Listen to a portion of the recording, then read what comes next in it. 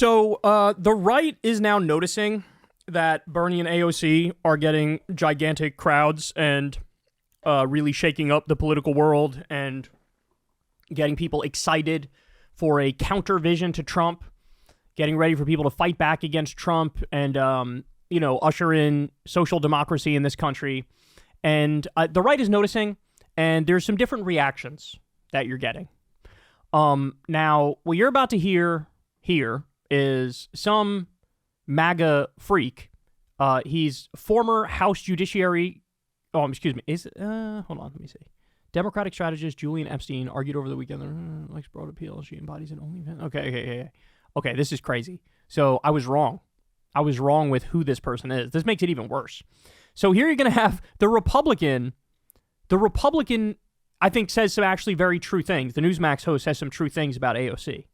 And then you have this centrist ghoul Democratic strategist who tries to pour cold water all over the rise of AOC and ends up getting creepy and perverted. Let's watch. I think she's the real deal. She's got millions of followers on social media. She's young, attractive. She's packing arenas.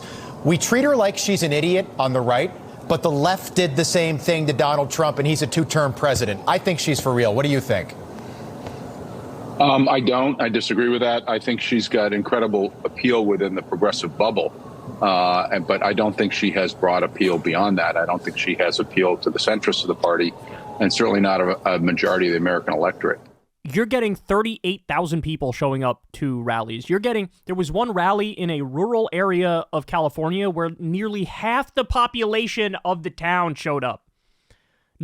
This country has never been more ready for a progressive takeover after watching this far-right freak administration destroy everything. So you're wrong. There's plenty of centrists. There's plenty of liberals who are now going, who's fighting Trump the hardest? AOC, I'm with her. The problem I think that the Democrats have is that they are no longer responding to voters, which is why the brand is so toxic. You look at the approval rating of congressional Democrats, it's in the 20s. We know why the approval rating is that low at the moment, because pollsters asked and they got an answer. The answer is, you're not fighting Trump. We want you to fight Trump. That's the answer.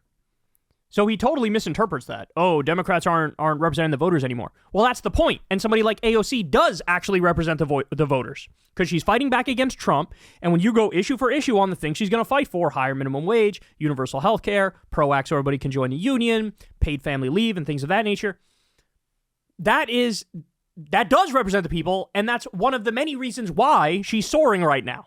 AOC highlights what I think is becoming the culture, which is it's becoming an OnlyFans type of culture.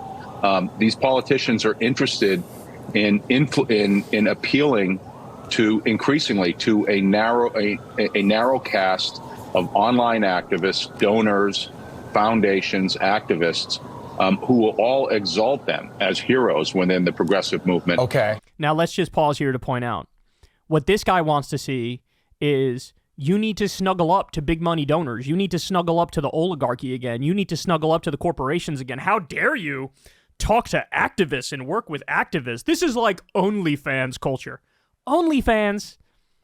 What a fucking creepy pervert to bring up OnlyFans in the context of AOC. All of whom depend on this sort of identity grievance politics, but it doesn't have broad appeal. So I think while she's very popular within progressive activist circles, I don't see the appeal being wider than that. The idea that all AOC is talking about now is identity grievance politics is fucking preposterous. You could make that criticism of her 3 years ago, and perhaps that would be correct. In the year of our Lord, 2025, that is not what she's doing. She is out there hammering away on the issues that matter. Hammering away. And that's not to say that identity issues don't matter. They certainly do matter, especially when immigrants and trans people are like the core of who Trump is trying to destroy, right? You actually do need to bring those things up. But the idea that she's a broken record and that's all she talks about, let me tell you something. When she runs for president, she's not going to be out there fucking talking about intersectionality and Latinx and whatever other goofy lingo. She's going to be hammering away on, I want to protect the Constitution, protect your rights, make sure people don't get sent to a gulag with no due process whatsoever. We're going to stop Trump from warmongering with all these different countries and trying to take over Gaza. Like, there are so many things. You can put the trade war destroying the economy. She's going to run on higher wages and universal health care. This is just a criticism that's stuck from 5 years ago about AOC, where perhaps she did lean a little too hard into it. It's not like that anymore.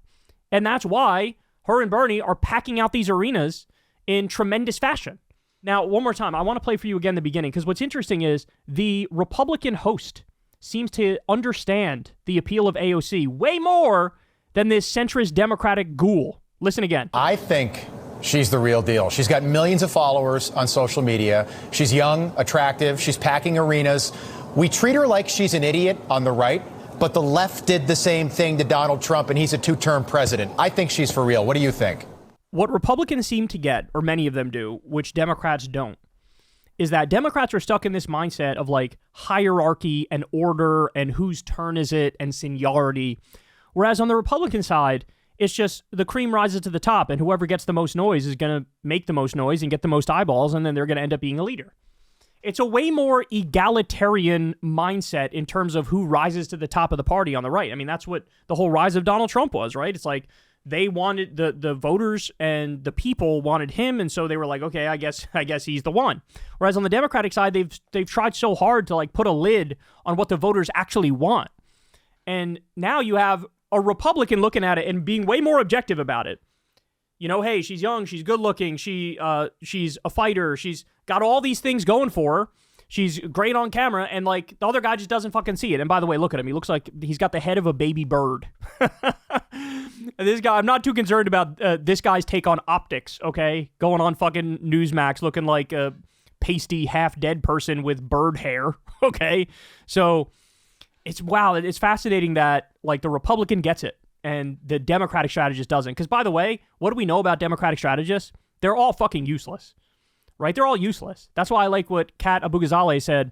She was like, I'm not hiring any strategists. I have no strategist because I don't need to pay somebody to tell me what I'm supposed to believe and what I'm supposed to say. I just know what I'm supposed to say and I know what I believe. Right? And that's something Democrats need to embrace more, man. The strategists are useless. The consultants are useless. It's a grift. They get paid whether you win or you lose.